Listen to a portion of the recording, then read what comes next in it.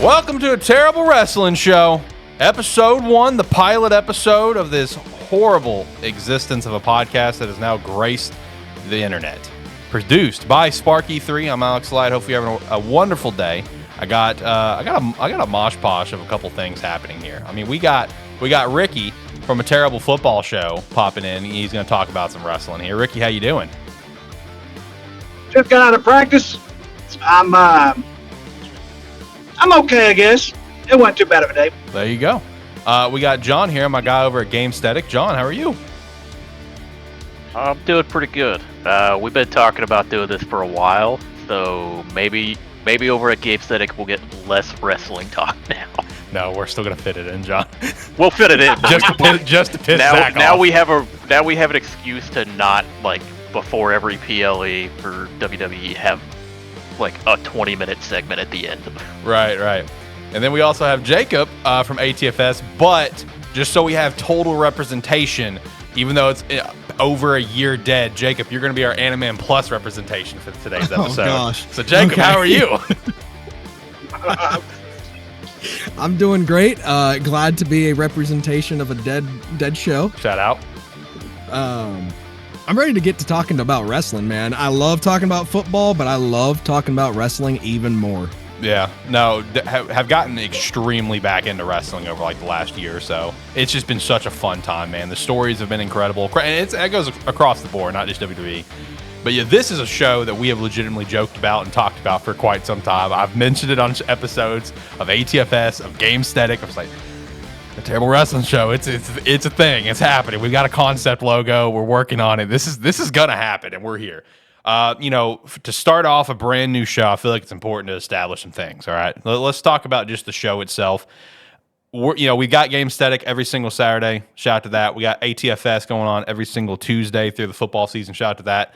I think right now the bare minimum that we're planning to do for ATWS is we're pre-recording an episode every Thursday before a PLE, put it up that Saturday of the PLE, and then if we got time, we'll fit some extra episodes into the month. That's what we've kind of talked about we're going to do. There's really no host of this show either. It could be a mosh posh of who's on the show.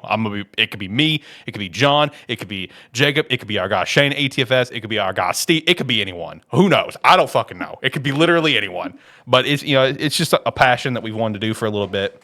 We've all been, gotten really, like, all of us been following wrestling for a while, but definitely gotten really hard into it over like the past year and a half or so. It's just been a fun time, and I think it's the right time to get into wrestling content creation for Sparky3, which also shout out, ATWS will be uploaded on the brand new channel, A Terrible Sports Network. I promise to God, right now, not every show we're going to do is going to be called A Terrible Insert Show. I promise. ATWS has been in the works for like 6+ months. All right. It dates before ATSN. All right. So shout out to ATSN. Shout out to that. This is going to be up on ATSN as of this upcoming Saturday before SummerSlam. Really excited there. And also, we're going to do a further like big, hype for it on Tuesday for ATFS. Make sure to tune in this upcoming Tuesday. What's the date? August 6th. Shout out to that. August 6th. ATFS comes back weekly, and we'll do more of a hoorah for that, for this announcement. But we got a Patreon. I launched a Patreon. I'm going to put it down in the description below. If you want to support the brand, we've got, I think, 3 tiers. One's just like a simple little, like a tip jar. And then we got tier 2, and I think tier 3 is what I got it set up. I may only have 2 tiers, actually. I have no clue. I don't remember. But the Patreon's linked below. You can get access to like special Discord channels. You can request a video or fan topic once a month for any show. I mean, hey, you can personally bring back Animan Plus. You personally, if you subscribe to Patreon. Keep that in mind. When it comes back, though, it'll probably be called A Terrible Anime Show. Whoa. No, not true. Although it would be on brand. At this point, I feel like the Sparky3 brand has become more of a terrible brand than Sparky3. But that's also why I made ATSN. So ATSN can just exist in its own little bubble. It's just going to do its own thing, and it's just going to take off, and it's going to be great. It's going to be fantastic. But yes, if you could check out the Patreon, we'd appreciate that extra support. Going to do a real hard push for it for the end half of this year. Really excited for that. Excited for everything with ATFS and GameStatic and everything, and excited for ATWS. With all the big monologue out of the way, before we jump into like SummerSlam stuff, how we're kind of feeling leading into it, this is going to be an incredible show. It's the first episode of a wrestling podcast. I feel like this is a fair question to ask, and it's what got everyone into wrestling for the first time? What match? What storyline? Like, what got you into wrestling? What gave you the itch? What bit you that just made you fall in love with this incredible sport, this incredible attraction? What was it? I'll jump in. Like, I mean, as far back as I can remember, like when I was younger, I remember having always watched wrestling. As I kind of got a little bit older, my teenage years fell out of it. It's been about a year and a half since I started getting back into it. And it was kind of a gradual thing for me where I was on YouTube one day and some of those compilations of like greatest returns, like greatest entrances, things like that started coming out, or it started getting recommended to me. Came back and found myself watching those on repeat. And then like from watching those, highlights of like Raw, SmackDown started getting recommended to me. Then before you know it, before I even started watching the weekly shows, I saw the notification. I think it was maybe Backlash at the time or something was coming on. And I was like, I guess I'm gonna sit down and it's on. I'll sit here and watch that. Pretty much was hooked since then. Right. And just kind of got back into it and started watching it weekly again. And honestly, it's been some of the most fun storytelling that I've seen in a long time. Oh, facts. I'll go last because my answer I think is kind of funny. My answer is kind of controversial. Oh, here we go. Love that. Okay. So, as a kid, I actually didn't get into wrestling by watching the shows. I got into wrestling by playing the games. SmackDown Here Comes the Pain and SmackDown Shut Your Mouth. Okay, that's fair. Those were some of my all-time favorite games as a kid playing them. I would play them for hours upon hours. And then I finally started to get into watching wrestling during the lead up to WrestleMania 20, which so happens to have had my all-time favorite match that really hooked me into wrestling, and that was the World Heavyweight Championship, the triple threat match, Triple H, Shawn Michaels, and Chris Benoit. And then after that, I really got religiously into TNA. I loved AJ Styles as a kid, Abyss, Scott Steiner, Booker T, all of them. I really got into all those wrestlers during their TNA run, not their WWE run. But I kind of fell off a little bit after TNA kind of went belly up for a while, and then WWE had their horrible PG era. Yeah. Horrible PG era. I think I stopped watching WWE after the Nexus, which was about 2012. Yeah. I think every wrestling fan has a fall off period. Yeah. And then I picked it back up probably about 4 or 5 years ago. As far as WWE is concerned, I still watch New Japan. I still watched Impact. I still watched ROH. But as far as WWE is concerned, I picked it back up about 5 years ago. Okay. What about you, Rick? So give me about 5 minutes, Alex. I'm about to hop off here and get back on the laptop. Because mine's, it's not long, but it's a little lengthy. And so, because I'm still involved in a pretty good capacity, but let me hop off and I'll get on my laptop when I'm almost home. So go ahead and share, and I'll share mine whenever I get back on. Okay, yeah, I'll share mine then, because mine's kind of funny.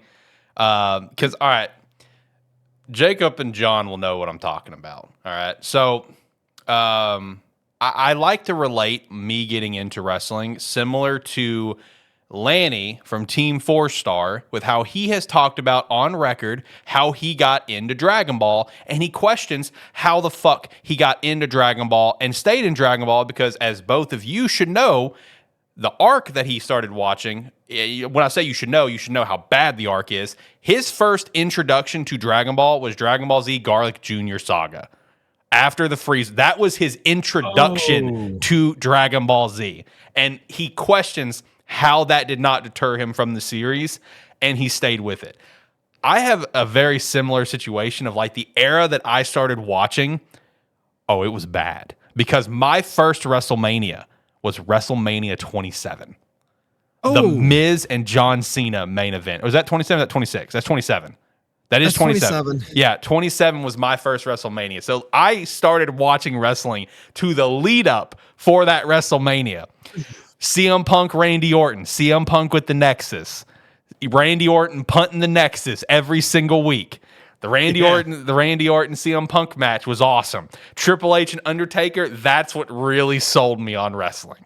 That first match was incredible. John Cena and Miz, that was even as someone who did not know what was happening, that was something. I was like, well, that's garbage. But anyway, obviously freaking Jerry Lawler and Michael Damn Cole, that's garbage.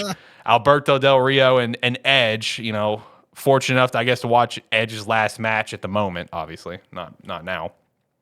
But that lead up is what got me into wrestling, and like me saying that and me looking back at that lead up and look at that WrestleMania, dude, it just makes me question how the hell did I become a wrestling fan? Like, I mean, yeah, Triple H Undertaker was a banger. CM Punk and Randy Orton was a really solid match from that Mania. Cody Rhodes and Rey Mysterio, I think, was overall fine. But like, I just really enjoyed the Randy Orton CM Punk lead up. It's like it was those matches that really gave me like the bite.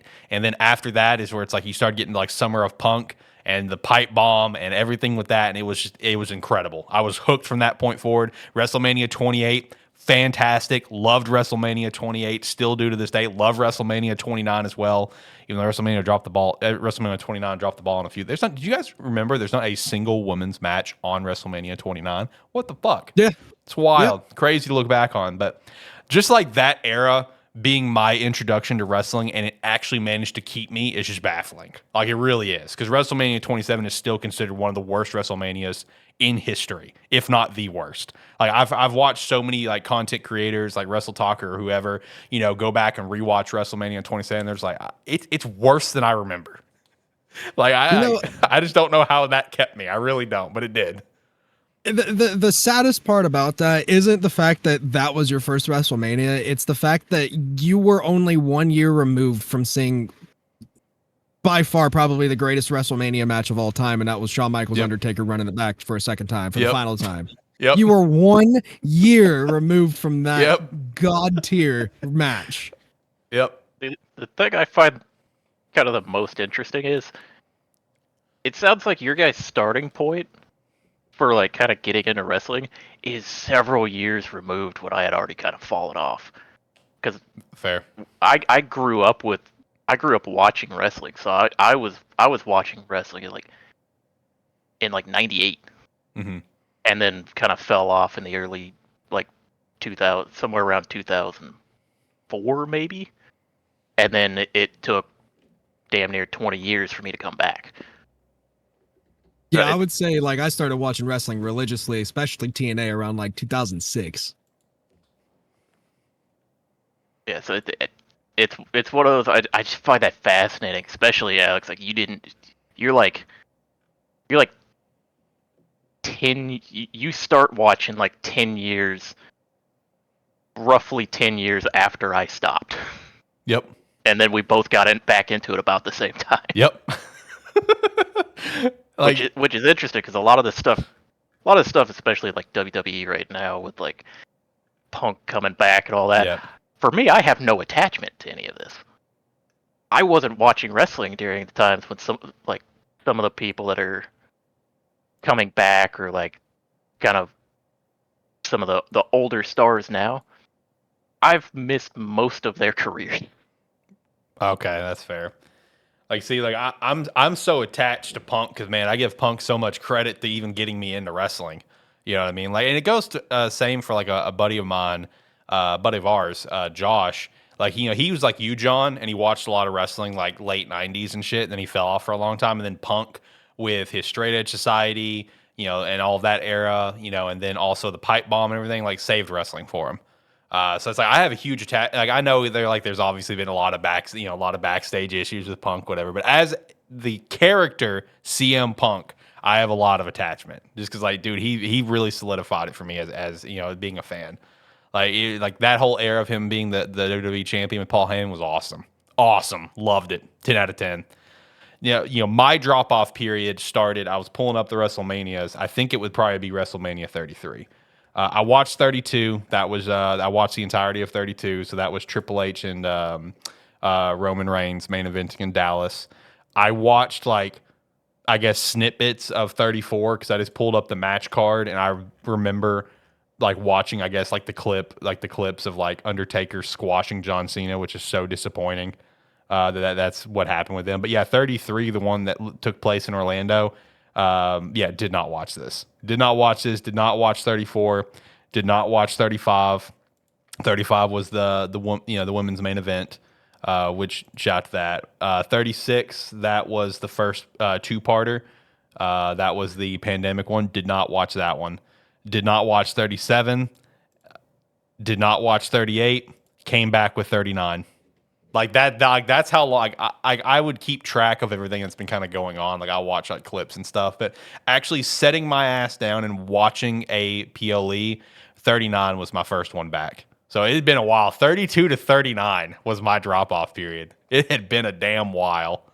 It's unfortunate that you didn't see WrestleMania 33. Well, you didn't really grow up with the Hardy Boys then, so that wouldn't have been as big of a pop for you as an everyday wrestling fan. See, that is actually where you're wrong, because I do love Jeff Hardy because I loved him in his TNA run. Because I did mention to you that I did watch some TNA around that time, and I loved him in TNA. It's unfortunate how he ended in TNA, but I know. It happens. I know. You didn't really miss much for that WrestleMania either. I think probably my favorite match from that WrestleMania was Kevin Owens and Chris Jericho, especially the lead up to that match. That was a hilarious lead up with the whole list of Jericho and everything. Yep. You just made the list. That was so good. I do remember the entire the Jericho list. I remember the friendship festival and I remember all of that. Yeah. No, I mean I just didn't watch it at the time. That's kind of where I started to fall off, but all the clips, saw all the clips, man, had a great time for it. Ricky, welcome back. So what about you? What got you into wrestling? I'll tell you mine after the show. We'll rehash that later. All right. Yeah. Sorry, it took me a little bit longer than I thought, but starting with the list of Jericho, I was actually in Memphis on that show whenever he introduced the list of Jericho to begin with Mick Foley and everything like that. It was epic because one of the things that so I don't think they use him anymore because I haven't seen him. There used to be a guy that always wore a blue shirt and a backwards red hat. He was basically the guy who would get the fans involved around the ringside area. I think his name was Kyle. And during intermission, it was commercial breaks. It was a live show. I remember when Chris Jericho was going back and forth with him, and finally he goes, "You know what, Kyle? I don't suck. Let me tell you why. Because I'm not from Memphis." It was just, it got the crowd going because we all laughed, and it's Jericho. So growing up, I knew about wrestling. I had a handful of people that was surrounded by me that was involved in wrestling quite a bit. My uncle, still a diehard fan to this very day. And I was always under that impression that I didn't want to watch anything that was just that fake, is what I call it, which that's what we call the F word. If you ever hear about the F word in wrestling term, fake is the F word in wrestling terms. So I was always of that mindset. I'd never understood, and I don't take me wrong, there were times I would sit down and I would watch some shows here and there, just if I was at their house or whatever it was, but I never really got into it. And I never understood why. Then when I went to college in 06, the fall of 06, I met this guy. His name is Larry Stepter. I'm still friends with him to this day. I'll keep up with him. He is a coach. He coaches a middle school team for one of the districts of Memphis. And he also has a semi-professional basketball team that he also has in Memphis. So he's very, very active. His nickname was King, like Larry the King Stepter. That's kind of what he kind of got his persona, because one of Memphis's big things obviously is Jerry the King Lawler. Yeah. So we hit it off really well. One of the things that him and another friend of mine, Jason Pate, we'd be in the back of the dorm, and they would be playing one of the Raw versus SmackDown games. They would always do one-on-one matches. It was so fun. It was so fun to watch. Like it was just fun to watch. It was funny to watch them and everything like that. And one day, out of the blue, it was the spring of '07. I still remember to this day which Raw episode it was.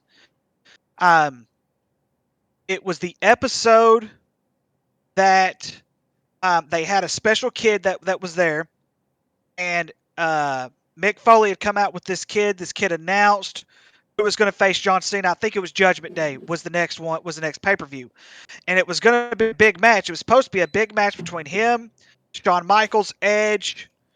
There was a couple of others that was involved with it, and so.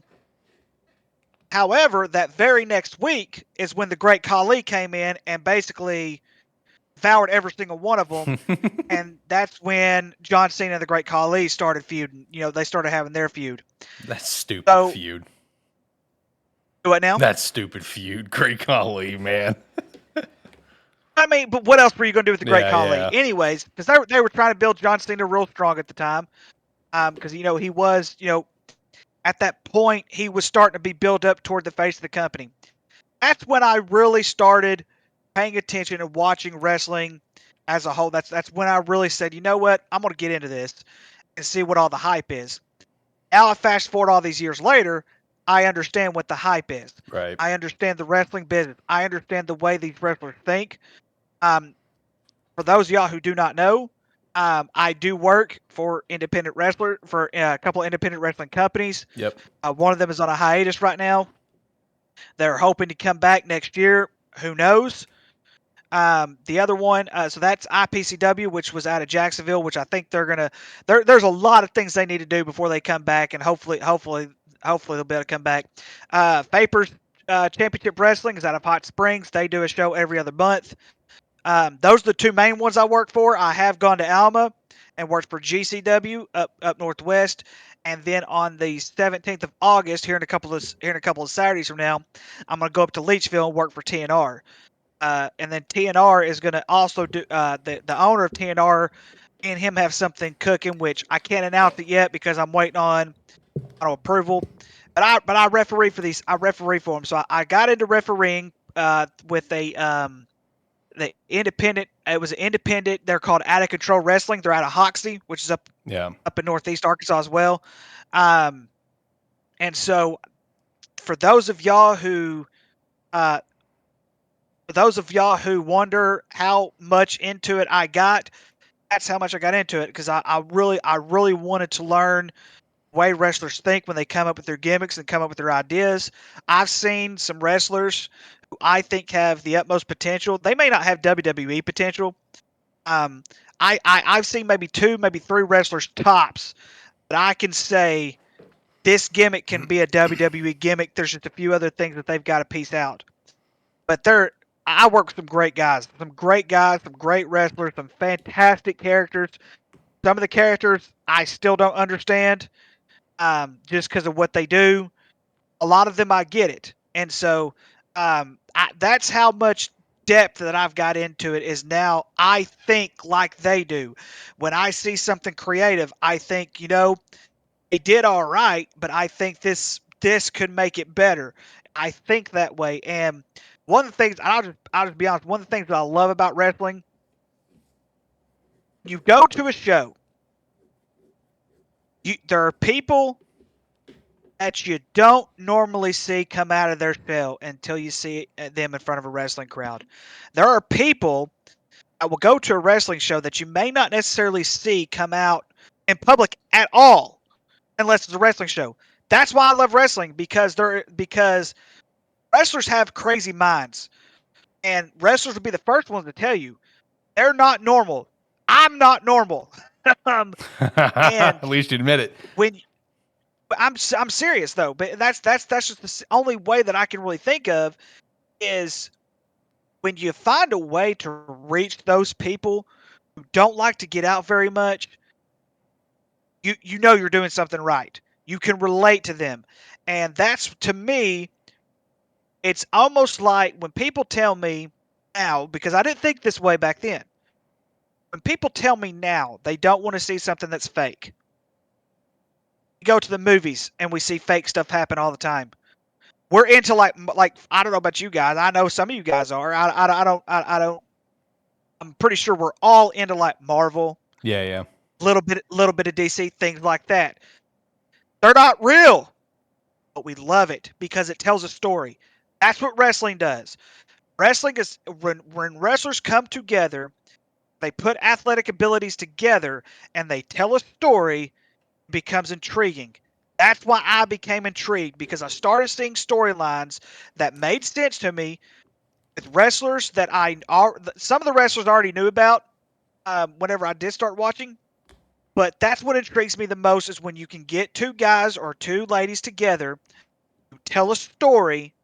It's intriguing and it makes me want to stay in it. And that's why I'm a wrestling fan. I absolutely love it. I love it. As Jakub talked about earlier, he loves talking wrestling more than he does football. I'm not sure if I'm on that same page or not, but you can get me talking wrestling and football all day long, and I'll do it. Well, hey, Well- ATSN's a great place for it, my friend. Shout out. Absolutely, absolutely. I do kind of want to attest to what Ricky's saying, with the whole like mindset that people have that it's fake and that they don't understand that it's really two stunt men or women telling a story. Now, I will attest to it. It is not fake. I don't know if I've told you guys this story or not, but years ago, this was like a few years before COVID. This was like back in 2017. It's fresh out of high school, the year after I graduated. I was actually training for a wrestling promotion, a local wrestling promotion called PWA. Not the PWA, but a PWA. And I was training for 6 months. I had my gimmick ready to go and everything. I had my attire ready to go. I still have my attire in my storage unit. I should show you guys that sometime. Please. I think that'd be pretty cool. Please. Please do. But it was 2 days before my match was supposed to actually happen, and we were practicing at the gym, and I was on the top turnbuckle, and I lost my footing and fell off the top turnbuckle. It hit the back of my head on the top turnbuckle, and that's how I got my 6th concussion. Now, I still could have been ready to go, but I am no longer medically cleared to be able to wrestle in the state of Ohio. So You and concussions, bro. yeah. I mean, I should have figured that, because once you have one concussion, you're more susceptible to keep having them over and over and over again. So, having 5 of them going into that whole training session, I should have known that it was probably going to happen, but Right. I wanted to live a dream, and that was a dream of being a wrestler. And I was really shot right in the heart. And in the head. That's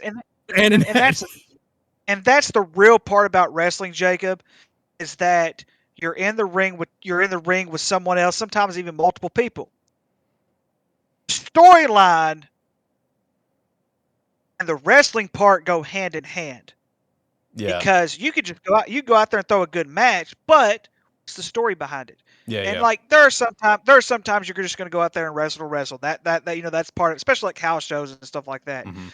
But like we see in the WWE, like we see in AEW, TNA, whatever it is that you watch, the story makes it real intriguing. And as we know in history, one of my favorite rivalries of all time, even though I wasn't watching wrestling religiously, I have watched these matches. I have looked back on this storyline and watched these episodes when Matt Hardy and Edge were going back and forth Oh with my the Lita God. thing. Yeah. And I don't. So there is another podcast that is out there called Something to Wrestle with Bruce Pritchard, and Conrad Thompson.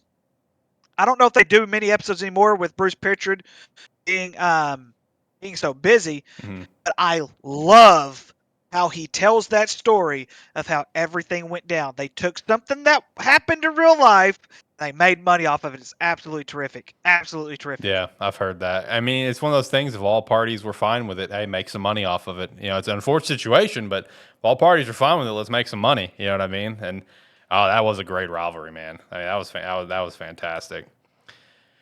All right, boys, let's jump into some SummerSlam stuff. I do have one final question, and we're just gonna fire it off All right, and then we can jump into SummerSlam stuff. This is again further like, hey, first wrestling show. Let the listeners get to know us.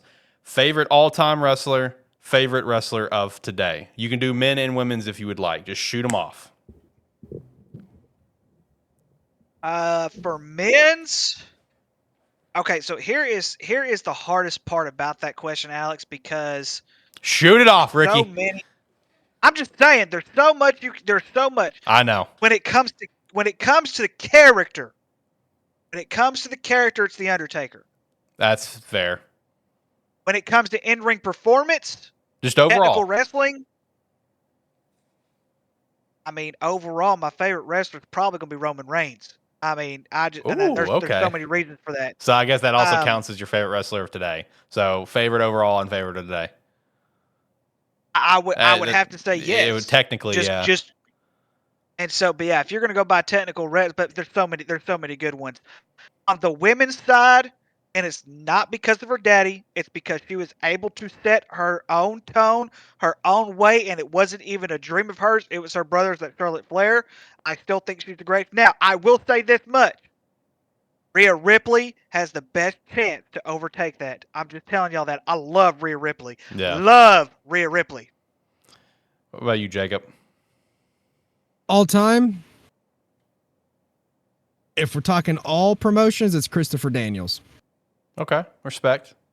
If we're talking just WWE, it's Chris Benoit. If we're talking modern day, say his name. And he appears. I believe in Joe Hendry. Respect. There you go. There you go. What about you, John? All time, I would say. I mean, going with what I grew up with, what I've always been partial to, would have been The Rock. Okay. Current favorite, Gunther. Oh yeah.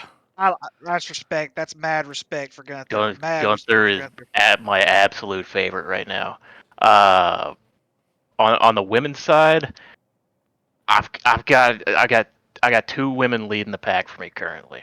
And it's again, I'm a massive Rhea Ripley fan, but Tiffany Stratton is slowly raising her way up on my list. Tiffy time. He's getting there. Yep, he's getting there. I didn't think someone like Tiffany Stratton would get up there, but I'm starting to buy into. And that's the thing, though, guys. With me, I have to buy into it. Yeah. And at first, I didn't buy into Rhea Ripley at first. I was the same way with Roman Reigns.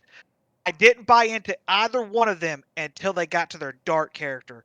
Yeah, when true. I started seeing their dark character, and because that's the best of them came out. It is during that time. But no yes, one mad got into respect Roman for Reigns until he became the tribal chief, because he was just being shoved down. He wasn't a great good guy. That's all it was. No. For me, my favorite all time, which I guess like Ricky would be a technicality because he's still wrestling today, but I am going to break it up because I do have a modern day favorite, a very clear modern day favorite. Favorite all time for me would be CM Punk. I mean, like I said, I have a huge attachment to the character. Phenomenal era with him, the stuff with Randy Orton, him becoming WWE champion, that whole run, that was fantastic. Loved it. Favorite modern day, and it's not close, Seth freaking Rollins. Dude, such a great in-ring performer, great on the mic. Chicago Bears fan, shout out. Stop it, Jacob. So Seth Rollins is awesome. In terms of the women's side, AJ Lee is probably my favorite all time. On modern day, this is gonna be a stupid answer, but all you got to do is just make me laugh, and I'm here for it. Fucking love Chelsea Green. Chelsea Green give her a mid-card title. By that. Give her a mid-card title. I forgot to say my favorite women's, which it's kind of my favorite all time and also my favorite modern day. Toni Storm. All right, yeah, okay, fair. Yeah, she's doing fantastic right now. WWE fumbled the bag with her. Mm-hmm. They completely fumbled it. Yeah. They were also in the Vince McMahon era when that happened. True. Women in tag teams didn't exist during his run. Well, we are in the Paul Levesque era, and with the Paul Levesque era, we are in the first SummerSlam in the Paul Levesque era. So let's dive into it, boys. Because as of now, we got SmackDown tomorrow on August 2nd. I don't see any matches getting added, but you never know. Something can get added. But as of now, we got 7 matches going into this upcoming Sunday. I'm just going to jump around the list, to kind of, save the big ones for last. But let's start off with what I feel like is probably going to be the easiest one on this list that I think we can probably all agree on. Logan Paul, champion, United States champion versus LA Knight. How are we feeling on this, boys? How are we feeling? Yeah. Here we go. It's time. It's a year past time. Past time. It should have happened a year ago. Ricky, don't be the one guy. Come on. Yeah. There we go. All right. Yep. No, it's past time. And I can't wait for LA Knight to get this title, man, because this title is going to go to all new heights with him. Like, legit. I can't wait. It's going to be awesome. This is what the title needed. This is what the title needed, and akin to what the Intercontinental Championship had with Gunther. Yep. I agree 100%. Let's go Bayley and Nia Jax for the WWE Women's Championship. Please, the love of God, Bayley, please. I talked myself out of what I said over the weekend. Nia. Whoa, okay. See, so John was on the Bayley boat when he and I talked about in Game Static on Saturday. I was on I think it's going to go to Nia. But I've been thinking about it. I think it's going to. Let's see. I think it should. What's funny, John, is you and I have flipped because now I'm going Bayley. Let's go. We have flipped over the week. I will also add this. I do not believe Tiffy time will happen. Because they're not yet. No, I don't think this is not it. Because I will say this. Like, I do see Nia winning the title sometime this year. I don't know if it will be. Well, actually, hold on. Let me think about it some more. Because I just realized something. Do you really want to have your first Queen of the Ring lose? Yeah. I don't know. May go Nia now. I may go flip back to Nia. I just thought of that. It's the very first Queen of the Ring. So, maybe Nia. But my bottom line is this. Tiffy time will not happen this weekend. I do think Tiffy time will happen, and it will happen on Nia. Nia will be the champion when Tiffy time happens. They're going to basically rinse and repeat the Daniel Bryan Big Show friendship when he cashed in on Big Show and Mark Henry. Same thing's going to happen. I'm calling it now. So, I'm just going to confess something about Bayley, and you guys are probably going to disagree with me. I don't think Bayley's very good at all on the microphone whatsoever. John's like, thank you. I think she has potential. The best thing for now, I will be honest with you. I thought the best storyline for Bayley was whenever she got away from Damage Control. That storyline between her and Io Sky, get away from Damage Control. That's Mania when I really match. I started buying into Bayley a little bit because she showed a side to us that she never really had. I honestly think she needs a manager like Paul Heyman to talk for her. Because, and especially if she does another heel turn, get her off the microphone. I'm not the biggest Nia Jax fan. I'm just not. I never have been. Sure. I think with her, I think she's better now this go run than what she was the last go run she had with WWE. I don't know what they're gonna do with this though. That's the only thing. Part of me wants to say that they're gonna let Nia Jax wins, but I think overall, I think WWE sticks with Bayley in this one. I got Bayley. I'm with you, Alex. I don't think Tiffy time happens this weekend. I do think that Bayley wins this weekend, but they run it back the following PLE with her and Nia. Nia wins, and Tiffy time I think is going to happen at WrestleMania. Yeah, Tiffy time's going to be a ways off because, I mean, she's got to get her like pink sparkled briefcase, and then she's got to be carrying that around for a few months. Yeah. So purely for merchandise reasons. Yeah, 100%. Yep. The problem why I think they almost should go Nia is because, I mean, Bayley's been champion. Bayley's done nothing as champion so far. Yeah. It's kind of the same problem that we've had until Rhea came back with Liv, where Liv didn't feel like the world champion or like the women's world champion because she wasn't being portrayed as the champion. Bayley's like never portrayed at all. She's never talked about until not like Nia comes out or something. It's just it's like they gave like she got the title because it was the right thing to do. Yep. But they didn't have a plan. They're just like, okay, we're gonna give you the belt. You can hold on to it for a while. But if they're not gonna do anything, at least give it to Nia, or if you're gonna keep it on Bayley, give her something to do. Yeah, true. I feel like with the Bayley thing, I'm going to be honest, boys. I think we could have gone with Bayley and Damage Control a little bit longer. I think they cut that prematurely. Like, great Mania match. We're going to look back at that match years from now. It's like, that's an underrated gem that no one's going to be talking about as much because there's so many other good matches, you know? But, like, they cut that storyline short. That would have been Bayley's storyline to really get us invested. You know choice.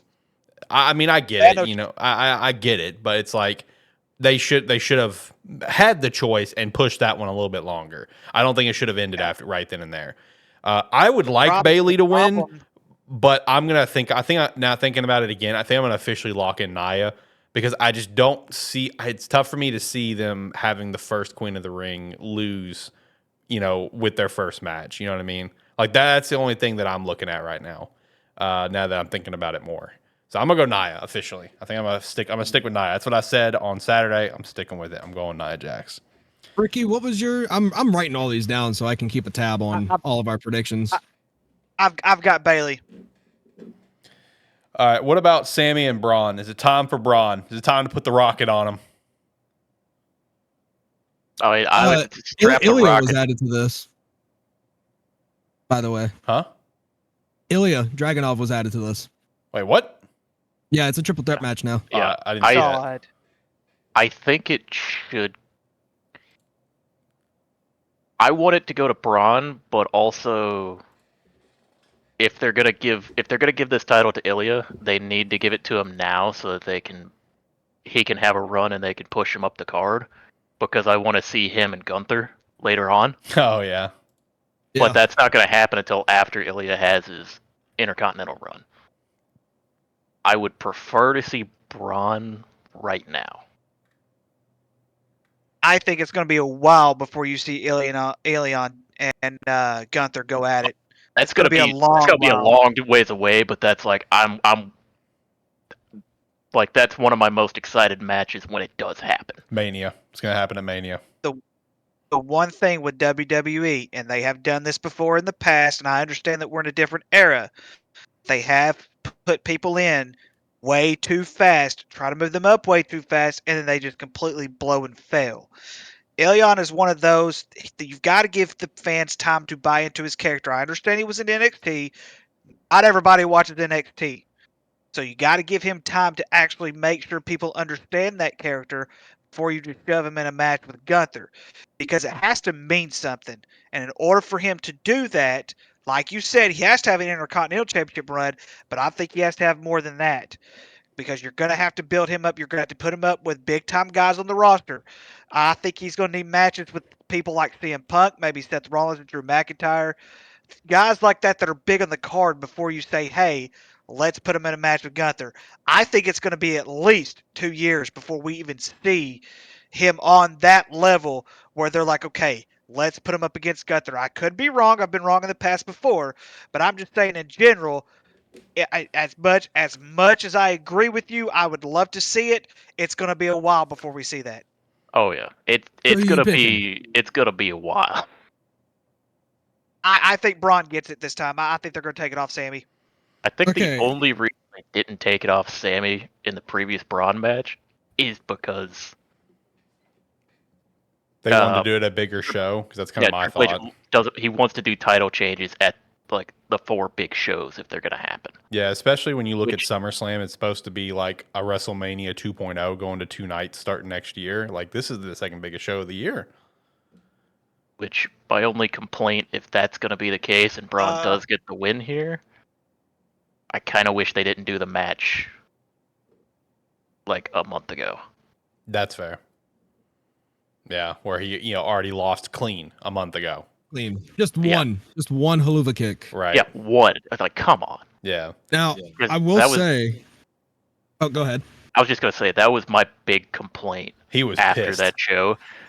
Because they presented... All they did was put Bronn in fucking squash matches for months leading up to to it, and then he gets in there and he loses clean to one haluva kick Yeah. that just happens out of nowhere.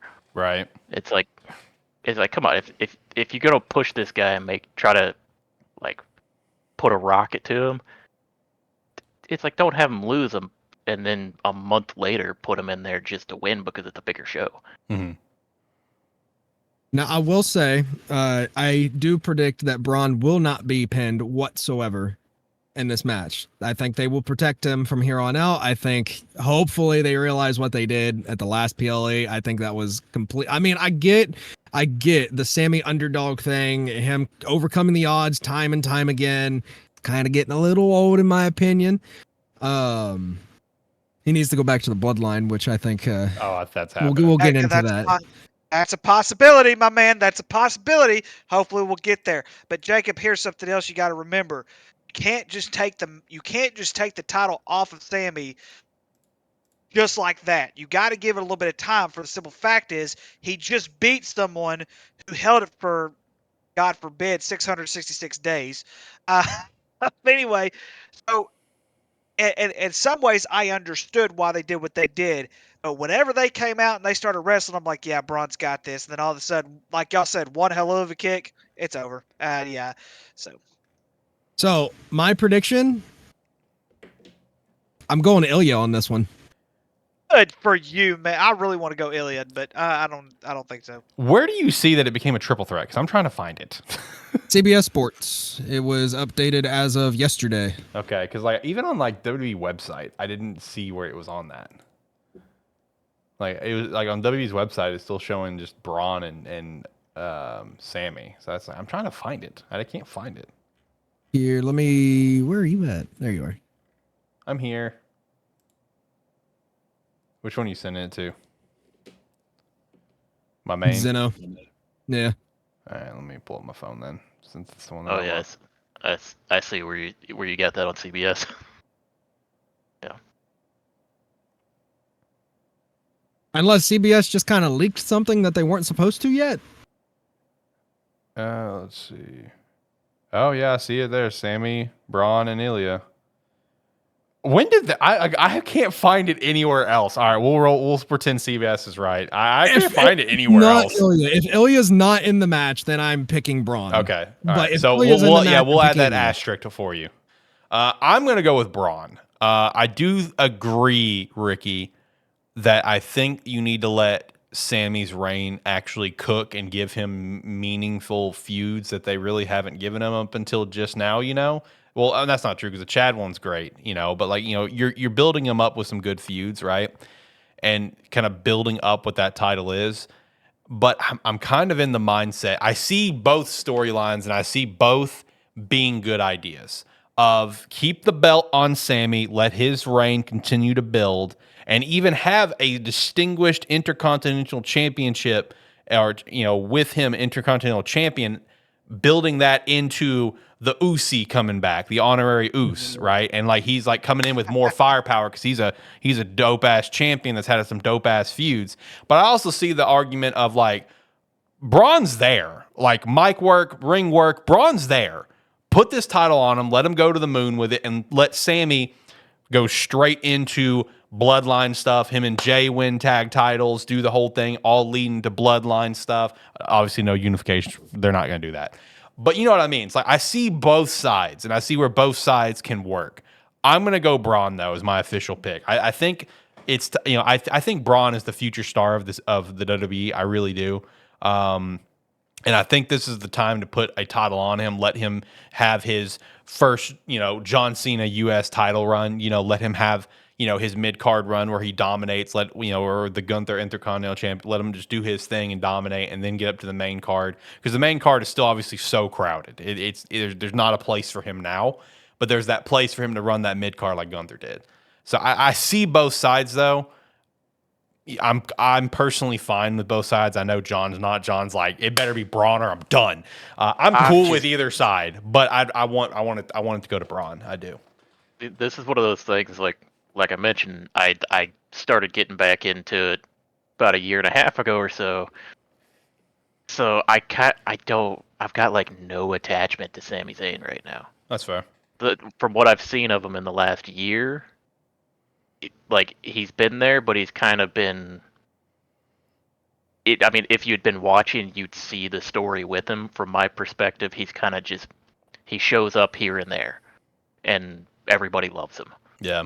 Whereas, I mean, I've been watching Bronn, and I'm like, okay, it's like I was like, okay, yeah, they need to take the title off Gunther. Sami's a good person to do it. I'm over this reign. I've been over it for a little while. I'm probably in the minority on that, honestly. But I mean, I do get the fact that you can't just take it off of him immediately. Yeah. Because you have to make his reign mean something since he did defeat Gunther. Yeah. And then that's why I see both sides. Can we put Sami back in the Bloodline storyline and please, for the love of God, rescue Kevin Owens? Oh, I know. Get right? him out of the Bloodline storyline, please. Right. Him and Randy, man, they're just the fact stuck. that Randy doesn't have a SummerSlam match is so disappointing. Right? That's so I thought sad. they would have at least had a tag team match or something. Keep in mind, we still have a SmackDown, so you never know. Like, you know, for the listeners, this is August 1st when we're recording this. We still got a SmackDown. Who knows what could happen? But it is kind of depressing. We got no Randy match on Saturday. All right, what about Liv Morgan and Rhea Ripley for the Women's World Championship? I'll start with this one. I know me and John are on the same page, unless John is There's flipped. going to be some shenanigans in this one, boys. There's going to be some big shenanigans. Whether it's going to be an interference by Dom, or it's an interference by Finn, or it's an interference by both of them. I think very well it could be both of them interfering. And with that being said, I think Liv comes out on top for this one. There we go. That's the answer right there, baby. Liv is walking out champion. The chase is a much better storyline for Rhea than just giving it back to Rhea. Because the thing is, if you give it back to Rhea, I'm sorry, the Liv Rhea storyline's dead, in my opinion. You can pick it back up next pay-per-view, whatever. It's not going to have anywhere near the fuel that it has if Liv wins. Like, I think Rhea's not going to win the title again until Mania. I think we're going to see a Rhea chase to Mania, which I think is going to make a great storyline. I'm here for it. Liv's going to win. And it's going to be because of shenanigans, though. I will say that. It will not be clean. It will not be clean. It will be shenanigans. If Rhea wins here, the problem that I see, if Rhea wins here, I don't see any other female being able to beat her. Yeah. Right now. Until May, I don't see anybody else that is on a platform big enough to beat her. Yeah, because the biggest ones that would, be able to beat her are not on Raw, Yeah. Because I would say like Bianca Belair would be in that conversation. And I would say started with that hair twirling, no good wrestling Bianca Belair crap. Whoa. She's a star, man. I know. She's a star. She's a star. Yeah, bull crap. And Jade Cargill is going to be a future star, whether we like it or not. She is absolutely terrible. Why would you bring her up? No, hell no. No. You know I who's terrible? I just gotta say, Cargill. I'm glad I'm not the only fucking person. Thank you. Thank you. See, me, wow. Me and you just need to do a show together. Jakub, Alex, you're kicked off. Go. Wow. It's like with Bianca, the thing I don't get it. She's got the hair strand. People like her. I don't get it. I haven't ever been impressed by any of her matches. She's honestly just becoming the John Cena of the women's division. Like, let's be real. Yeah. That's what she is. 100%. That's what she is. Yeah, it's like I get that. It's just nothing I've seen from her has given me any indication that she should be the star. I'm just saying she was better in NXT. I will say her NXT run has been by far leagues above her WWE run. Look, I'm just saying from a WWE star power standpoint, Bianca would be the one to beat Rhea. That's all I'm saying. Talent or not, Bianca would be the one. But back to Liv and Rhea, though. I'd say back to Liv and Rhea. I think, I mean, I'm 100% on board. Liv is walking out champion. Yep. You guys are saying shenanigans. I don't think there will be any actual in-ring interference. I think Dom's coming down. I think Finn's coming down. They won't actually do any interference, but they're presence is going to cause the distraction to Rhea, which is going to give Liv the opportunity. To add on to that, I think this match is what solidifies the civil war between the group. I agree. If Judgment Day still exists after this show, I'm probably gonna be a little pissed. It's kind of for me, it's unfortunate because I like Judgment Day. I like the fact that they added JD Magana. I liked the fact that they added Carlito out of nowhere, which was weird at first. Okay, I will say now he needed something to do. I do like Carlito's addition. I like members of the group. I don't like the group as a whole because they don't do anything. They're just kind of there and they say they run Raw, but then they go out and they lose 70% of their matches. Facts. Yeah, they've kind of turned them into a little bit of a comedy act. Yes. Especially with Carlito, he's just there to make jokes and say stuff's cool or not cool. He's the best part of it that's been around lately. Whether people like it or not, Dominic Mysterio is probably the best heel in WWE now currently, just because of the amount of boos. You can't even hear him talk while he's on TV, and it reminds me of the Vicky Guerrero days. I don't know what it is about the Guerreros and the Mysterios, but man, they get some loud pops, and I don't like I said, Dom. I don't. I'm just telling that's the one thing that Dom has, and he's underrated in my opinion. Like I agree. There's a lot of things about Dom. Like I think there's still a lot of growing that he needs to do mature wise.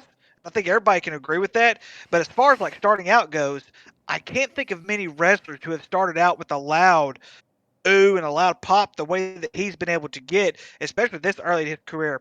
Part of me wants to think that Dom's going to be the one that turns on Judgment Day. For the simple fact is that they've kind of foreshadowed this going up. Because if you guys remember, Dom has been kind of going out on his own away from Judgment Day quite a bit here lately. Yeah. Whether it's talking with Andrade, which before Andrade made a face turn, the whole Carlito thing coming in, the LWO feud, things like that. I really thought him and Liv Morgan were going to kind of run away with each other, sort of. There for a little bit. So I'm kind of wondering what they're going to do there. But then I also see the Finn Balor side of it because Finn Balor has also been a part of that Liv Morgan type thing. So you can kind of see a civil war there. It just makes me wonder what they're going to do with it. I think Liv wins regardless. I don't. It doesn't make sense. It doesn't make sense to do a title change right now. I will say from who's going to be like leaving and stuff. My prediction: Dom and Finn both. Are they going to necessarily be on the same side when they leave? Like, are Dom and Finn going to be on a team together? No, but I think they're both going to leave Judgment Day because I think a money match that's going to happen is going to be Finn and Priest, regardless if Priest is champion or not. I think that's going to be a money match. And I think Dom going with Liv, I think is money for the Rhea Liv storyline. I think they're both going to leave Judgment Day. Genuinely, does that mean they're going to necessarily be on the same side? I mean, maybe. If they both just side with Liv, then yeah, sure. But I think both are going to leave Judgment Day. Pixel has decided to make an appearance as well. Shout out to Pixel. What about June? Is June still in the other room? Yeah. Shout out to June. But I'm glad we're all in agreement with Liv. It's the right move. It's the right move. Since I mentioned Priest, what about Priest and Gunther, World Heavyweight Champion? Gunther, get it off of Priest. Look, good Lord Almighty. I thought Gunther was ready. I'm not Gunther. I thought Damien Priest was ready for this. Damien Priest, since day one of winning it, has shown he's not ready to be in that big spotlight. And he has a load of talent, top to bottom, one of the most talented athletes, one of the most charismatic type figures I've ever seen in my entire life. And he has completely splattered and done absolutely horrible as a World Heavyweight Champion. That was... I understood why they gave him the Money in the Bank. I understood why they put him in the spot. I thought they gave him enough time, but I will say this much. I think because they had to pull the trigger on Edge to turn back to babyface after all the injuries that happened, I really think he needed more time with Edge. And if you would have given him at least one more year with Edge, because remember, if you listen, there was a podcast Edge had done. Yeah, he talks about it back, and he talks about how the Judgment Day was supposed to go one more year before the Finn Balor turn or before they turned on him, and so because that was the plan the entire time. I think he needed more time with Edge because Edge would have been able to give him that kind of deal of, hey, this is what to expect when you're World Heavyweight Champion. This is what you need to do. He doesn't have that right now because technically, of all the ones there, I think Finn Balor's the one that's been there the longest with WWE between those four, and Finn Balor's championship was short-lived because of his injury. And so, but no, it's been an absolute travesty on what Finn has done. He needs more time. I think he'll be champion again one day. But Gunther right now is outside of Roman Reigns. Roman Reigns has not come back yet. Gunther is probably, if not the biggest star, he's on up there right now. Gunther should win this one. I hate to break it to you, fellas. Damien's not losing this title to Gunther. He's going to be losing it to Finn. And it's not going to be a clean win on Saturday. There's going to be some interference by Giovanni Vinci. So I'm gonna be true. I'm gonna be very real with you. My official pick is Gunther, but I will not be shocked in the slightest if Priest walks out champion. Yeah, I just want to say, based on what I've said previously, none of that changes. Priest is walking out champion. Oh, he's a hard lock. I preemptively wrote down Gunther on your name. Like it's preemptively wrote down there. You were the first one I wrote down. The reasoning that Gunther or that Priest is going to walk out champion is he's losing it this year. I've talked myself into a Mania match that needs the title, and Gunther's not going to lose it that soon. I think Mania is going to have a rematch of one of these SummerSlam matches. It's going to be Punk versus Drew for the World Heavyweight Championship at Mania, which requires Priest to have the title to lose it to one of them. Here's where I'm going to disagree with you, my friend. Here's where I'm going to disagree with you. All right? Now, I will agree with you if they somehow, some way get the World Heavyweight Championship on SmackDown and they go to SmackDown. One thing you have to remember, Netflix is going to have Raw in January, and one of their demands is Roman Reigns needs to be on Raw because he is the biggest superstar currently in the WWE. Is that right one of now. Netflix's demands? I haven't heard that. It is. Oh, okay. Yes. It makes sense. Is one of their I get demands. it. I get it. So as much as I don't see that happening. I don't see a Drew and CM Punk at WrestleMania. I see the original plan for WrestleMania, which would have been Punk and Rollins. I do see that happening, even though I think they're going to go much sooner than that, because I don't think they're going to be able to drag on this storyline much longer. But I think they give Reigns the title back at WrestleMania next year. Which title? The World Heavyweight Championship. He'll be on Raw. So he'll get it. He'll get it for the first time. Then that's another accolade for him. Yes. Go on his story with that. He'll hold that title hostage too. Then basically. Lovely. Thanks, Ricky. So I'm gonna stick with my official pick of Gunther. I'm gonna stick with Gunther, but like I said, it wouldn't shock me if Priest wins. It just won't. I think this is the most unpredictable match. Actually, not true. This is the second most unpredictable match on this entire card, in my opinion. Is Priest and Gunther. Wait, so I got are you saying that Mania is gonna be Reigns versus whoever's the champion for the belt? Possibly. Yeah, I disagree with that. I disagree with that because Reigns is going to have a bigger match at Mania. Yeah, I think it's going to be with The Rock. Could be. Could be. I think he will have a match against probably against The Rock for either The Rock or he'll have a match with like Solo and someone else. It'll be some sort of bloodline related match. I thought the whole plan was for The Rock and Cody to face each other at WrestleMania. I think that's gonna happen sooner. And that's where I think you could see a twist because of Cody and Rock first. Because I think they're going to drag this on out as much as they possibly can because the way the storylines are going right now. And so that's one reason why. It's another reason why, like, I agree with you, John. Like, I agree that, I want to see Reigns and Rock, but they could drag it on one more year. It's The Rock yeah. we're talking about. And Yeah. so that's why I say Reigns will face whoever, get the title, and then we'll see. Like I said, though, I just know Netflix's demands, and when you're paying that much money, and you got to have your biggest stars on there. And Reigns, whether you love him or whether you hate him, I love the guy. He's done terrific. He's done terrific in the WWE. He's the highest paid superstar in the WWE, and I think he will add on that accolade next year. Okay. I will also add to this one last little tidbit on the Priest Gunther thing. One reason why I've convinced myself Gunther will still win, even though I still see the argument for Priest, is like in Gunther's case, because of the feud that's Priest and Gunther, and like Gunther being Gunther with the aura that he's got. And I know, you can counter argue me and say, well, what about Rhea? Rhea's got the same, aura. I agree, but Rhea's got a much better money storyline happening right now that warrants the chase.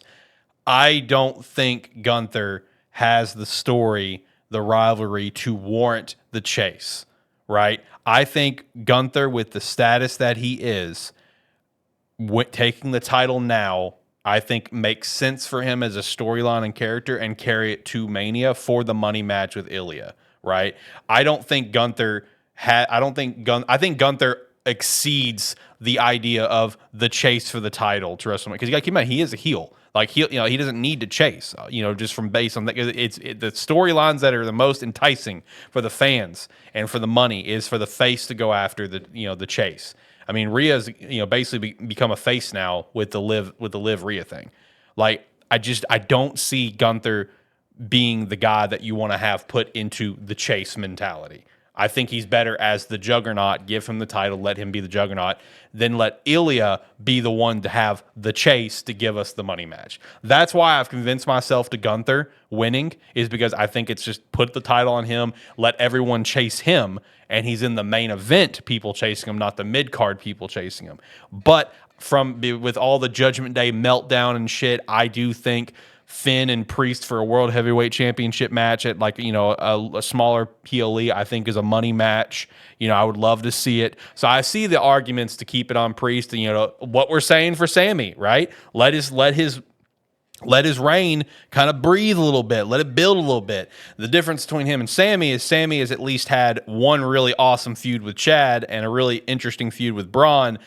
Priest hasn't really had that, and unfortunately, I know mistakes happen, but every title match Priest has had, there's been a mistake, unfortunately. There's been botches after botches in every single match. Hate to say it, but I'm calling the facts. Who I think it was Ricky, I think you're the one who said it, of where since he's got the title, he's been proven that he's not the guy. I think from mic work, I don't know what the hell happened, because he's never been bad on the mic. I think from mic work, selling these feuds, I think Priest has been a mid-tier at best when selling these feuds. And then unfortunately, we've had unfortunate botches in all the matches that he's had so far for the title matches.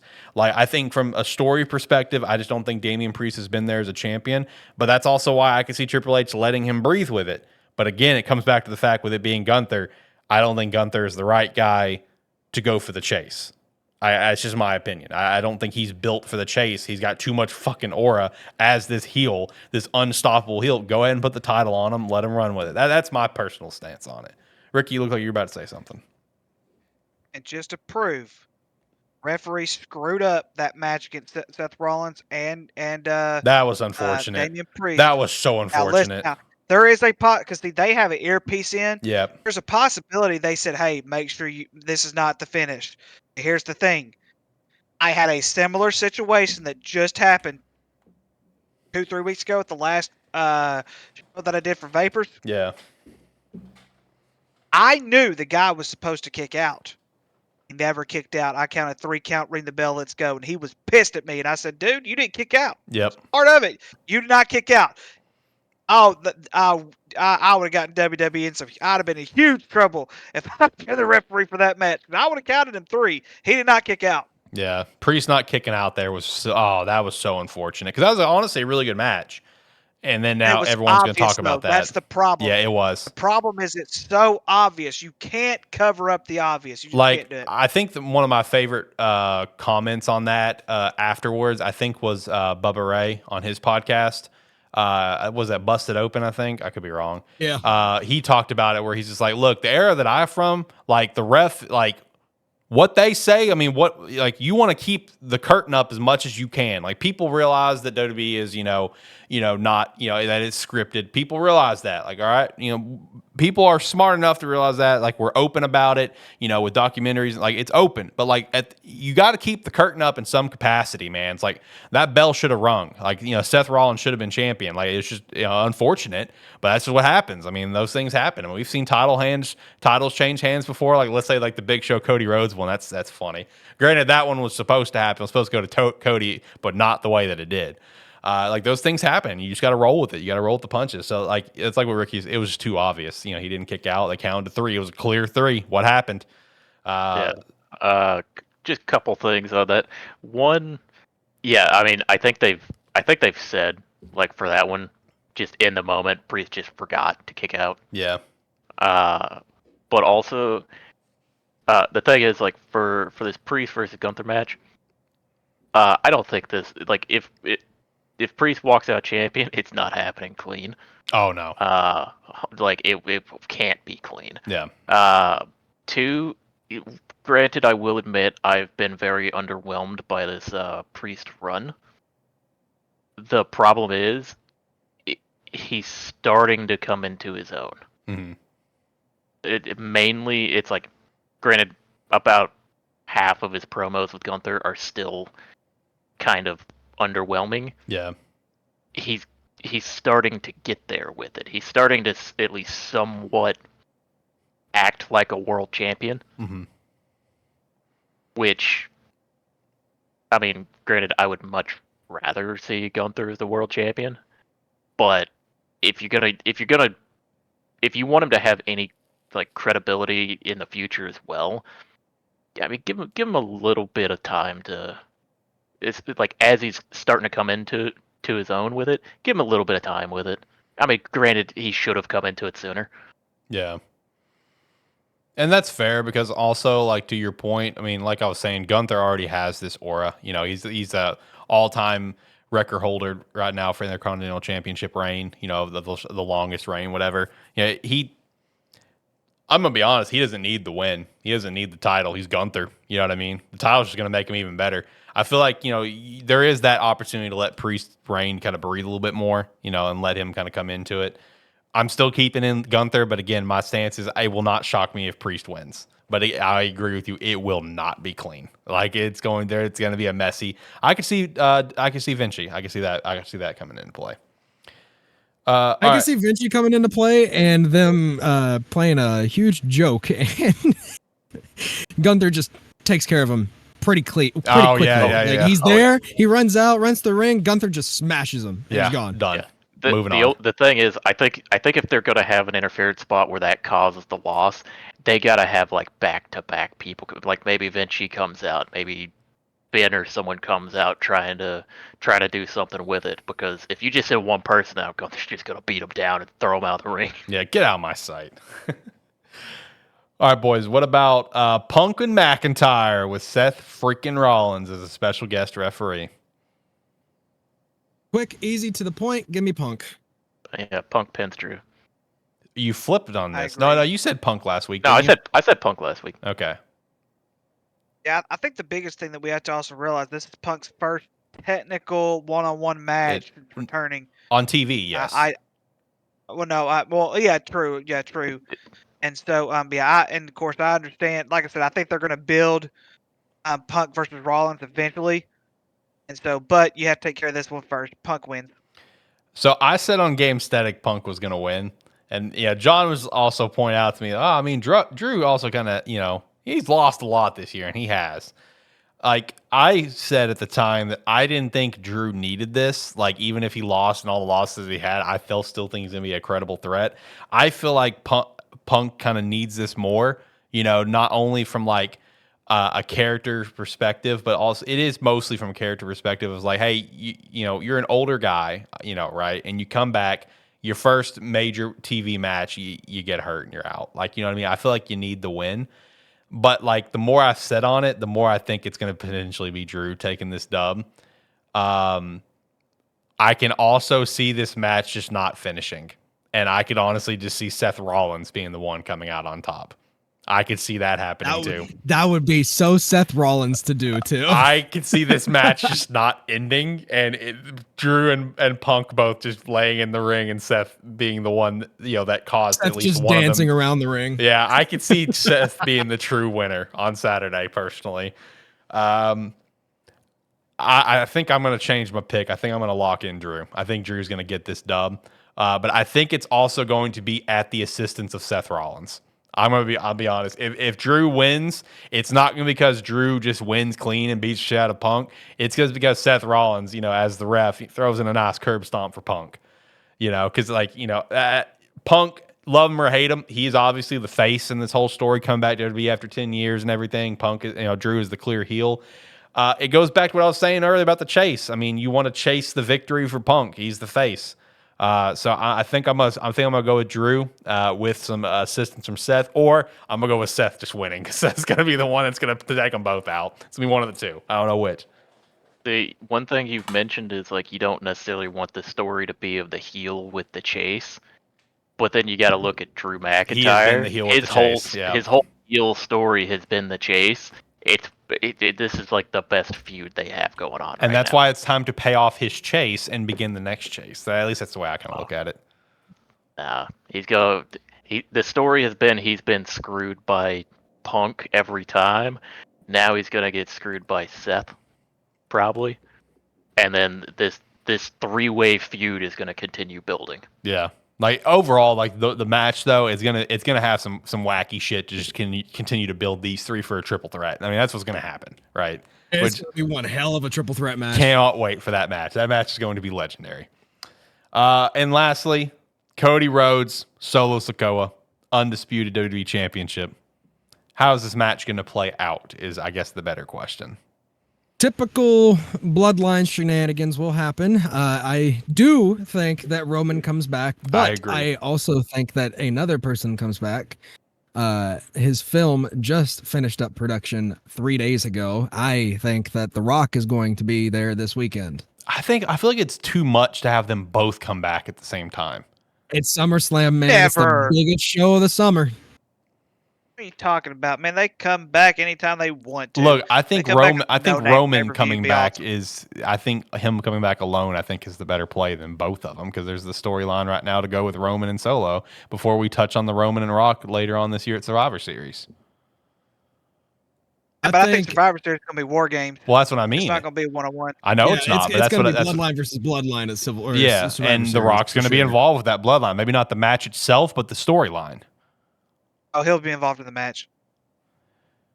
But with that being said, I think Cody walks out of this. Unfortunately, I still do not like Cody as a champion whatsoever. But it's storyline wise, it has to be Cody. Yeah, he's not dropping this title. It's just more so what's all going to happen in the match, what's all going to happen, in the mayhem. Cody's not losing the title. I mean, he's not. Like the next possibility of him losing the title would be him against The Rock or maybe another match with Roman. You know what I mean? Like, or maybe even Randy. But like, it's you're not putting the title on Solo. You're not doing it. Like Cody's walking out. It's just more so what all happens. Like, does Jimmy come back? Is Jimmy coming back on Saturday? I don't think that'll be big enough of a pop, to be honest. Well, like, come back. But I mean, I'm not saying as like this is your cherry on top for the show. But does he come back? As well as Roman at the end. I think that there will not be another Samoan or Tongan debuting. I think we're at our max capacity I agree for Pacific Islander wrestlers right now. I do agree. I don't think there's going to be another debut, but I think it's a possibility Jimmy could return. I'm locked in. Roman's coming back.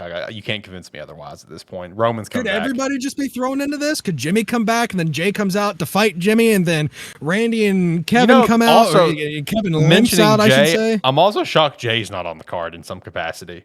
So, Right? like, that's another one. He can't be on the card because he's got to be involved in the main event. Exactly. Fair point. Ah, Jimmy and See, Jay here- both. Same with Randy. True. So I'm a throw this out there because there is potential. The Rock could show up. The Rock, I'm assuming, would be on the side, like he's gonna be opposite of Cody Rhodes. He's gonna be on the side of the new bloodline in my mind. If that's the case, we got to remember one thing, that the last thing The Rock said on his last appearance, which was, when I come back, I'm not coming back for the title. I'm coming back for you, whether you hold the title or not. If he comes back and gets involved in this main event at all, as much as people would not like it, Solo could walk out as champion, and then and then you build Rock and Cody. Could you See imagine that title on Solo, man? Oh, Lord. geez, I don't want to please. see it on Solo, It's not but happening. there is a distinct. If we're looking at potentially Rock or Roman returning, if Roman returns, Cody's winning. If Rock returns, I could see it being Solo. But I could also see Roman Reigns coming back on top of The Rock, making sure that Solo doesn't win, making sure that Cody wins too, because I think he's going to have a babyface turn for a little while. I think he'll still keep that tribal chief persona, but I think he'll be more toward the babyface. But I'll say this much: and I know you guys disagree. I know for a fact Jacob and Alex both disagreed with me back then. They should have let Roman keep the title for a little bit longer, because Cody Rhodes is way better as a heel than what he is as a babyface. True. They should have waited. Then make him a They heel should have champion. waited. Who gives a shit? They need to just push him all the way into his Homelander That's what persona, I'm please. That's what I'm saying, guys. It's because he needs to be a heel. He's a good babyface. He's not great. Here. And to me, title run for him has been bleh. Just like Damien Priest's title run has been all right. So I'm just saying it's not great right now, guys. I'm telling Now, you. I will just want say. to. Go ahead, John. I just wanted to say, like, I can understand people not necessarily being, like, enjoying Cody's title run. I mean, I've personally been enjoying it. I've been enjoying babyface Cody Rhodes. I do think as a heel, he would be more entertaining. But I've been enjoying it. The difference between Cody and Damien's run, at least Cody's having fucking crazy good matches. True. For the most part, I think the matches could have been a lot better without all the interference. But Oh yeah, I mean without interferences, it'd definitely be better. But like Cody's matches as champion has been really good. Priest matches have been broadly fine.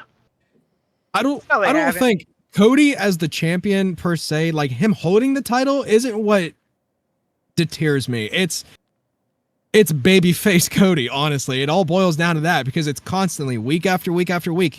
It's the same stuff. He talks about his dad for a little bit. He cries for a little bit. He hugs Randy and Kevin for a little bit. They get into a little bit of a scuffle with the bloodline. On to next week. Rinse and repeat. On to the next week. Rinse and repeat. It's the same thing over and over again, and it's really getting tiring very quickly. Look, make it, just have him have his baby face run until after next Mania, and then you pull the trigger sometime next year and you have him go full-blown champion heel.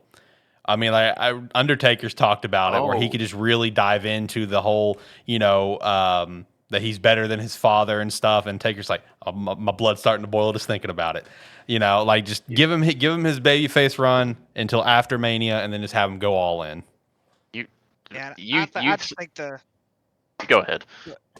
I was going to say, I think the biggest mistake that they made so far was letting Cody go back-to-back Royal Rumble. And I think that's the biggest mistake they made. And I hope they see now they should have just let Roman keep it for however much long for him to break that record for the modern era, which I would have been fine with because I can't stand Hulk Hogan. And so But yeah, Cody can break because it. I think had they let Roman keep it, somehow do this babyface persona coming back, and Cody turning heel, I'd have been fine with that. But it's just been bland. I don't like it. I do Dude, think we're gonna find out within the next few months that The Rock has been the puppet master for the Solo bloodline this entire time. Oh, yeah, 100%. One thing I just wanted to mention, because you're saying you should have let Roman continue the title, break the record, and all that. My problem there is Roman's main events. They were all the same match. They were. It's all like good in ring or mostly really good in ring work, but every single one of his matches, you knew nothing besides the last 5 minutes mattered, because there was going to be some sort of interference at the end that caught when he was about to get pinned, or when the babyface had the upper hand, where someone from the bloodline was going to come down, beat him down, hit him with their finish, and then either lay Roman on top of him, or he was going to get up and hit a spear, and it was over. That was the template for the bloodline match for all of 2023. I can agree to disagree with that. One of the things, and this is where the wrestling business kind of kicks in on like as far as like I'm not going to sit here and say that I am a perfectionist when it comes to wrestling business. That's not what I'm saying. In the wrestling business, when you have someone this is why Roman was on top for so long. Was a lot of it was they were starting to receive numbers. I'm not talking about I'm not talking about people coming in. I'm talking about revenue. Revenue for the WWE started climbing at all-time highs. They were selling out shows in places that they had never sold out shows before because of what Roman Reigns was able to do as champion. I understand that he was coming in periodically and everything like that, but they were able to build such a great storyline around that. A lot of that was because the creative control that Paul Heyman had with the Bloodline. Because Paul Heyman, like I said, that's one of the reasons why the Bloodline has been able to be so strong for so long, was because Paul Heyman was allowed creative control. A lot of that had to do with Roman's new contract, things of that nature. So when you're building on this big rapport, you have to have something big happen in order for, a title reign to come to an end.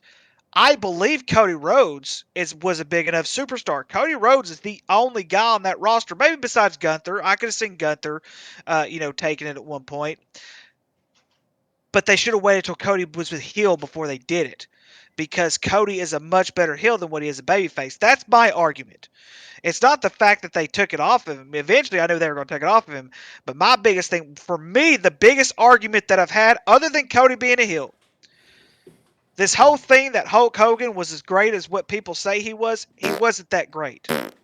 He was just he was just this big old muscled up dude on steroids. That's all he was. He's a piece of shit. And you can say it. To me, and I understand that he's made amends over the years.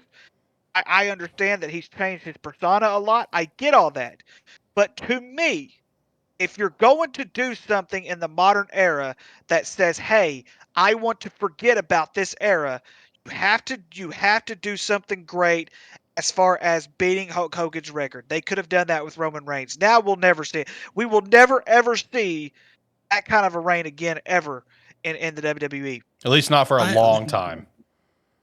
I did throw this question out to you guys during Game Aesthetic. I'll throw it out again just to reiterate on, the actual wrestling podcast show here. Do we see John at all? Do we see John Cena? No, not yet. Not yet. No, he's coming though, No. but not yet. That's something else that I kind of scratch my head on is, I think he's only going to wrestle, I'm wanting to say January until WrestleMania. I think WrestleMania is going to be his last.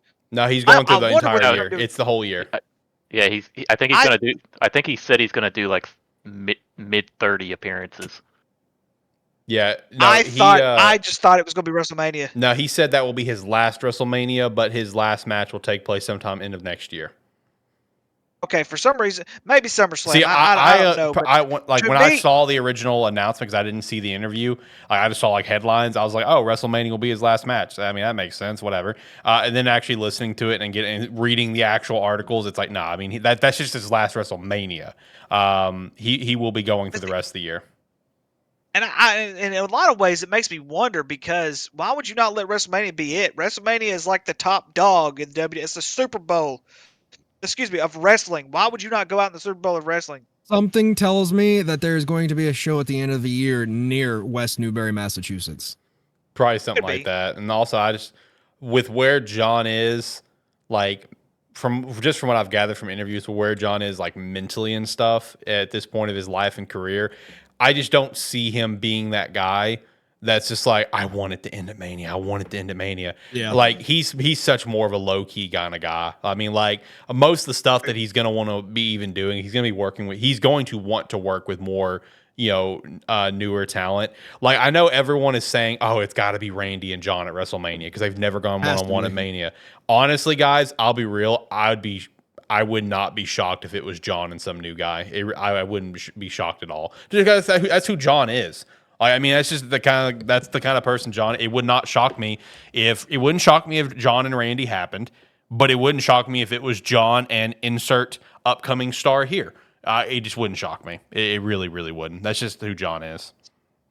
But his final match, though, it's got to be Randy. In my that's opinion, final gotta match be Listen, would Randy. needs to be Randy. Listen, fantasy booking. I've said it before and I'll say it again. My fantasy booking mind really, really, really, really wants Randy to turn on Cody, win the title. Him and John have a WrestleMania match. John wins, retires. Not WrestleMania specifically, but you know what I mean. John wins the title, retires the following night on Monday Night Raw. I will say I do think John will be in the mix for the World Heavyweight Championship going into Mania. He's got to be. I will- I do They think that's know gonna the happen. storyline is there for So- him to beat the record, and he's the only one. I don't think anybody will ever be able to beat the record aside from him. Just based upon how not frequent the title changes as much. He will either be in the mix for the storyline of the World Heavyweight Championship or the Intercontinental Championship because it's the title he's never won. God. He will be in the mix for one of the two. I promise you. I thought he's won the Intercontinental Championship once. Nope. Him and Sheamus have never won that Intercontinental title. Yep. Oh, okay. Oh, Yep. That's the reason why they're Okay, not Grand Slam so- champions. So Bronn beats Sami this weekend, and then John Cena comes in and cashes his Money in the Bank from 25,000 years ago. Imaginary, it's imaginary Money in the Bank. It's the imaginary Money in the Bank. John and Bronn would be a pretty damn good match. Oh, it's going to Not gonna happen lie. between now and the end of next year. Like at least them in maybe not for a title match or something, but they're going to have a match. It's going to be great too. I just love the fact they're going to give John Cena one more run. Let him have one more run as far as like being the WWE. I mean, that's just I know him going to Hollywood and everything like that. That's just one of those things that happens.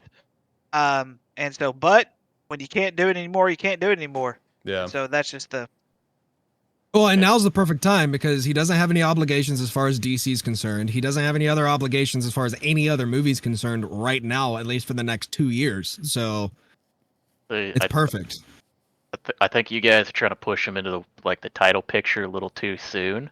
He's gonna have his run of facing off against every beginning of next year. He's gonna be starting to face off against everybody who's wants to have one last match with him. I mean, Punk, let's go. Here's Please. the thing. It's gonna get about halfway through the year, and he's gonna be like, man, I want that record breaking title run. And there's your 2025 Money in the Bank champion. Fair. It could be late. It could be middle of next year, and he goes on a little short run. If I'm not mistaken, he was the first one who had a Money in the Bank cash in on him. Yeah. And he has They cashed in on him. and he actually it was Edge. John's won one Money in the Bank before, but he didn't cash it in like a normal cash in. Yeah, he he gave scheduled CM it. Punk an entire week to get prepared. Can I give another fantasy booking? Yeah. Let's hear it. Please. he's ready to come back. He has stated multiple times he is medically cleared and ready to go to come back to wrestling. Please, please run it back with him and Wade Barrett one more time. Oh yes, my Barrett barrage. Gonna kick. I know some people weren't here for the Nexus run or anything like that, but Jakub, yeah. I'm afraid I've got some bad news. Oh, He's not coming Afraid back. I've got some He's not bad coming back. I think he's gonna. What, you I don't think he's coming back? No, I think he's fine on commentary. When Drew had that little like backstage stuff with the panel and Wade was holding him back, Yeah. I think that was like maybe the start of things, Because him and Corey Graves are medically cleared to come back. To be fair, on Game Static, I was trying to book Corey Graves versus Logan Paul. He was. So it's fair fantasy booking. Very fair fantasy booking.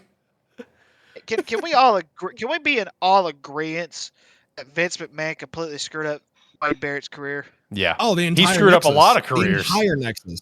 Yeah. I won't say the entire. I don't know Nexus. much about it, but I can agree based on it being Vince McMahon.